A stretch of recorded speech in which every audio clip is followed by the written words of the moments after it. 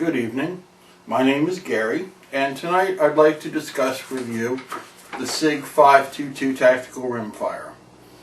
The 522 is the 22 long rifle version of SIG's venerable 5.56 centerfire. Today it seems that there are a number of rimfire variants of tactical battle rifles, scared cats, and a variety of weapons designed to use as training devices or just for the person who wants to have something that looks tactical without actually having to spend the money for an actual tactical weapon.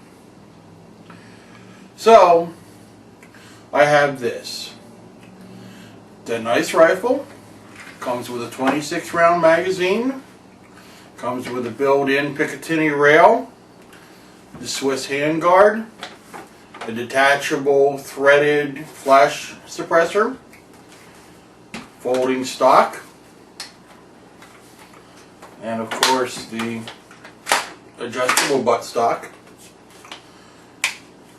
ambidextrous safety, ambidextrous mag release, and of course my magazine is empty. The rifle is empty with a chamber safety indicator flag. Automatic release, and as you can see, it is empty. The rifle, this particular rifle anyway, came as a combination package which includes the standard 16-inch barrel but also included a 20-inch match barrel. So the barrels on these rifles are interchangeable. That is one of the things I'd like to go over tonight. One of the other things is I don't really like the Swiss handguard. It's a very comfortable handguard, but for some reason it just doesn't meet my sense of aesthetics. There is no ability to put a rail on the top, although there are screw holes for additional rails on both sides and on the bottom of the handguard. Of course, those rails are not included in the rifle. You have to purchase them separately from SIG. And there are no sights on the rifle. You again have to purchase them separately from SIG. I'm not exactly sure what SIG's thought process was behind that, whether they thought that maybe you would be mounting something like a battle sight, a hollow sight, or a heads-up close quarter battle sight, or that possibly you'd be putting a scope on the rifle. Both are possible, of course, but I don't know why they didn't include the sights. Some of the nice features about this particular rifle, unlike some of the other tactical clones that are out there, is that it takes down exactly the same way that the 5.56 does.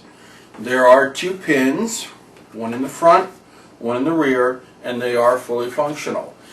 As a matter of fact, all the controls on this rifle are fully functional. There is no modeling after with non-functional designs, as you'll see on like the Colt Humorex. To take the rifle down, simply press the rear takedown pin out,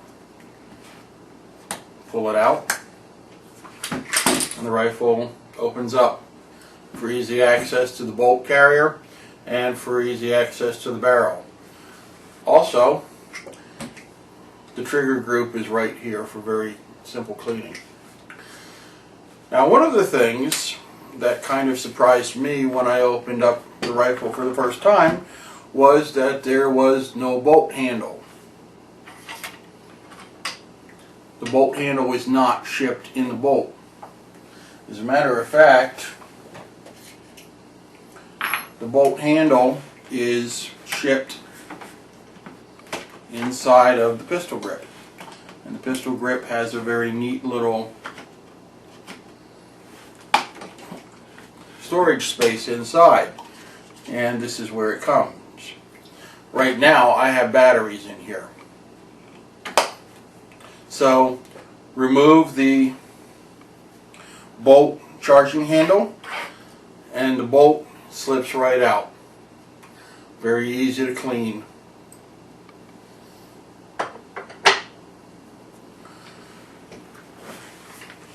The front pin is a little bit more difficult to get out, at least on my rifle.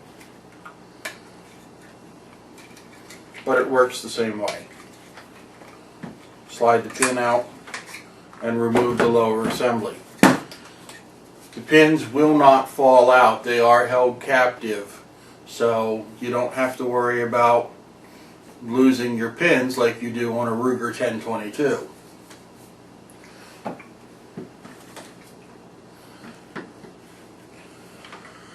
Up front is the gas block. Now, of course, because this is a blowback design, the gas block is fake. However, SIG went ahead and put a storage space in there so you can store your batteries, which is what I've done. I suppose you could also store extra ammo there. To remove the gas block,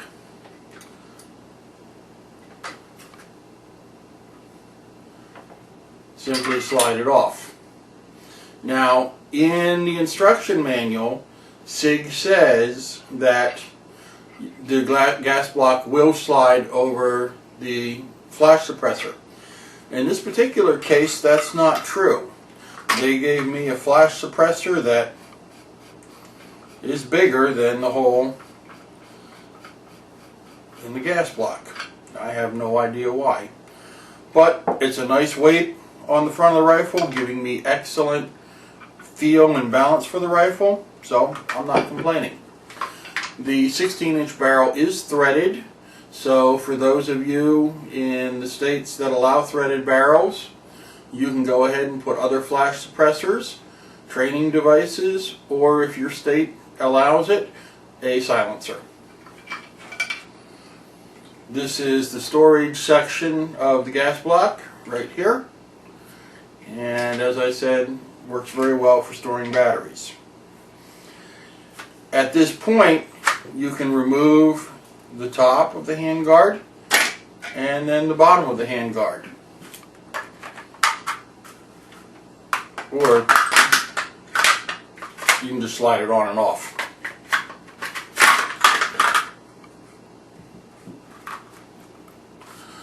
One of the biggest problems that other YouTubers have demonstrated is the difficulty in getting the barrel nut off.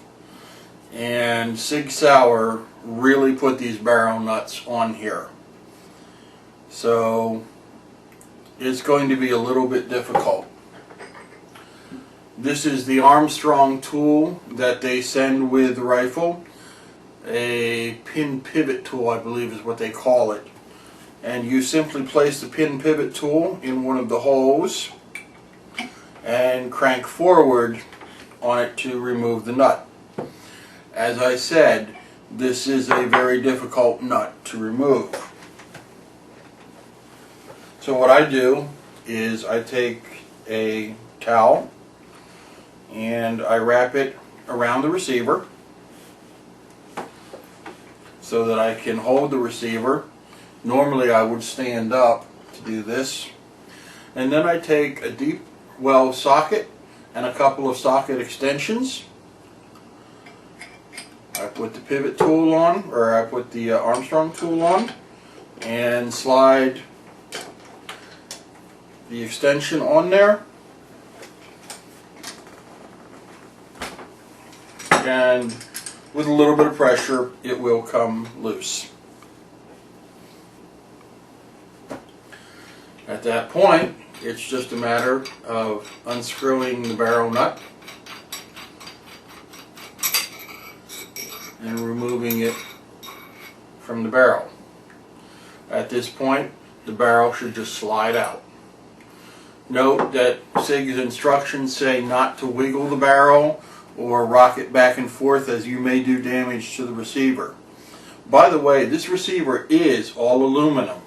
It is not a polymer receiver like you will find on the Smith & Wesson M&P 22 or M&P 1522. That receiver is not a bad receiver, but this one is all aluminum, which lends itself to the weight of the rifle. The lower portion of the rifle, however, is polymer.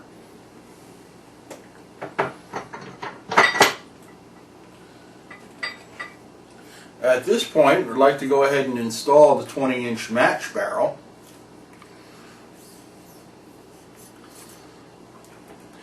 As you can see, the match barrel is not threaded, but does come with an 11-degree match crown on it, and there is a slight bulge, if you will, at the end of the barrel.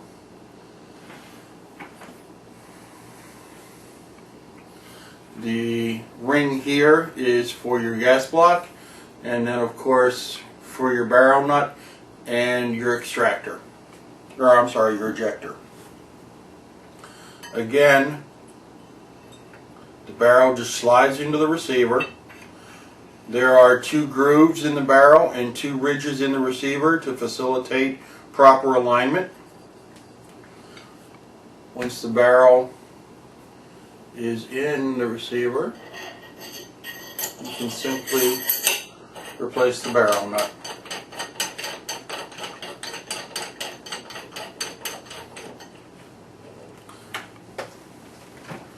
Tightening of the barrel nut is just the opposite of loosening it.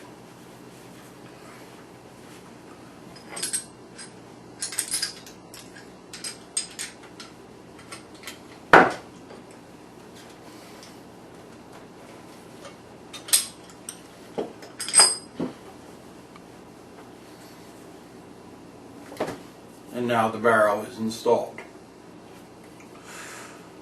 Now, I've titled this a basic 522 overview and how to trick out your 522.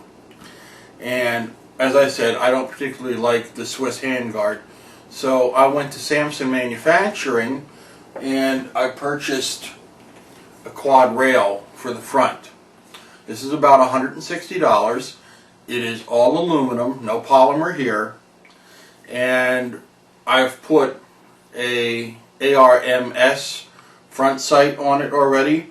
The reason that I put this on here already is because it makes it a little bit easier later on when we're putting everything back together if you do this before.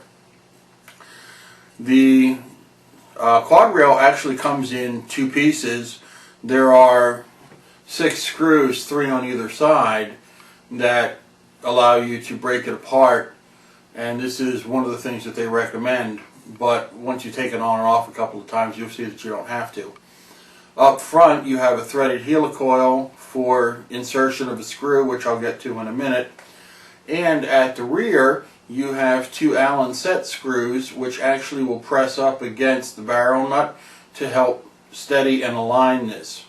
We do want this aligned because of our front sight. We have to have that in alignment with the Picatinny rail that's already on the receiver, or you'll be shooting in the wrong direction.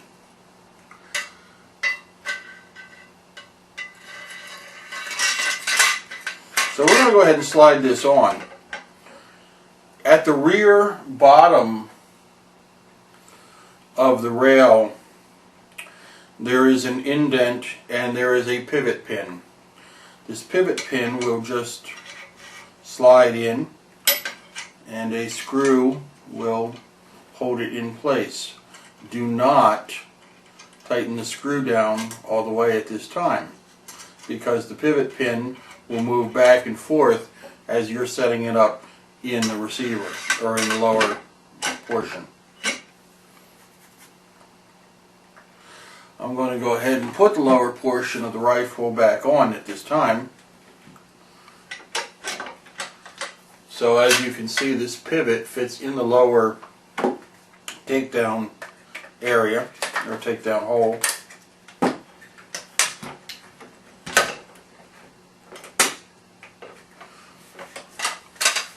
And now it is on the rifle. Our pivots are in.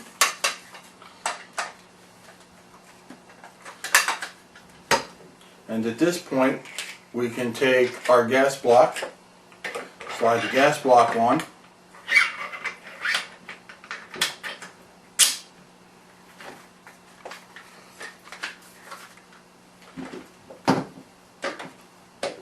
and at this point, this is the screw that fits in the bottom of the gas block.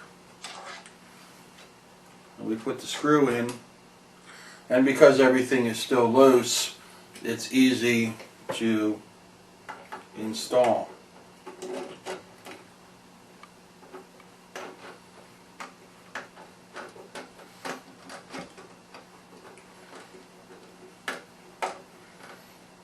We'll go ahead and tighten that all the way down first.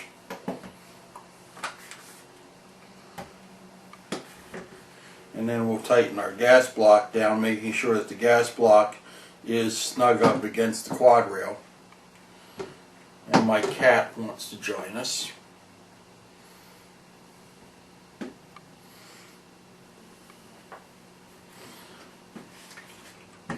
At this point, although you may not be able to tell, the alignment is off a little bit. So we'll loosen this up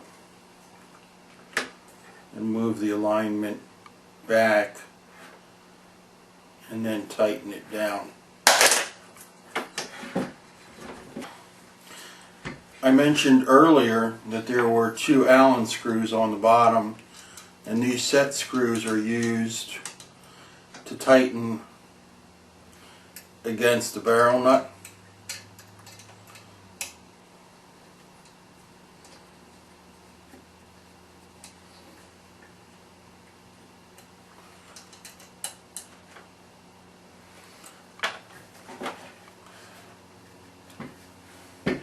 And they also will have an effect on the way that the front rail lines up with the Picatinny rail. So you will need to do a little adjustment on those as you go along.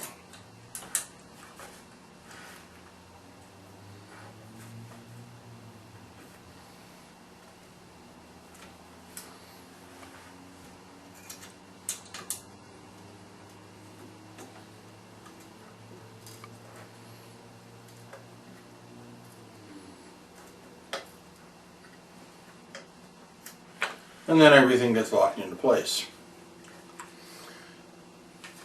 Finally, you want to take that bottom screw and tighten it down.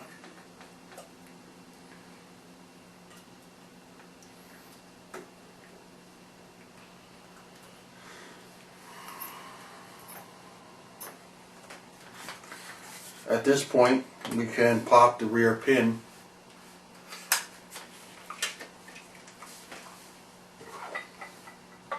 Slide the bolt back in,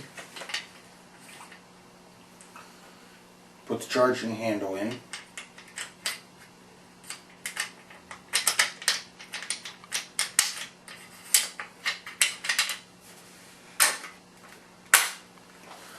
and pop the rifle together. And we are basically ready to rock and roll with a new front quad handle. But we still don't have a rear sight.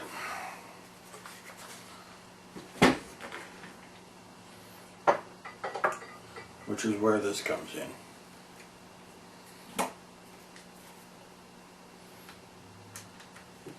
The ARMS sight, these are the 71Ls, the front and rear sight, go for about $80 a pair. They are polymer, but they do fit very well and have gotten very good reviews.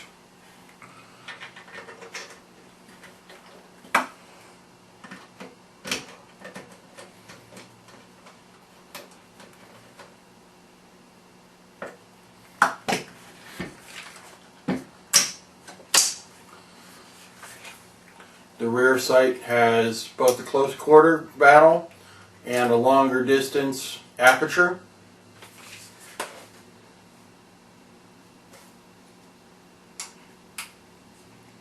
Allowing you to see through both. But my old eyes require something a little bit different. And that's where a Bushnell hollow sight comes into play.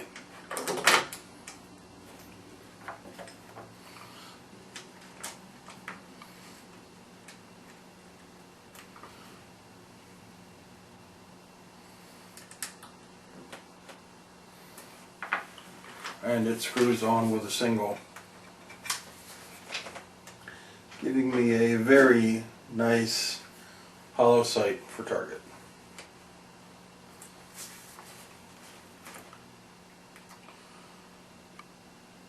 The rifle at $451, the backup set at $80, the quad rail at $160 is a pretty good deal, but it's not quite complete.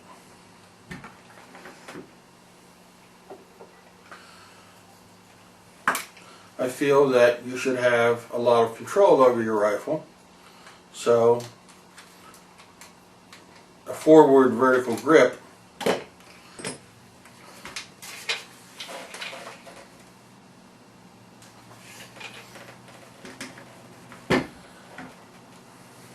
finally, a bipod adapter for about $12. And a fairly inexpensive bipod.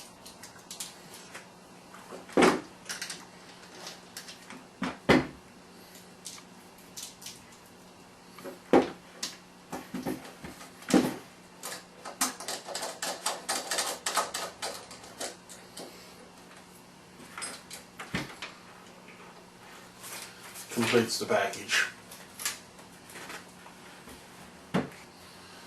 So for about $700 or so, you can get a rather nice little tricked out combo SIG 522. I will be testing this later on this week, and I will add that as part 2 to the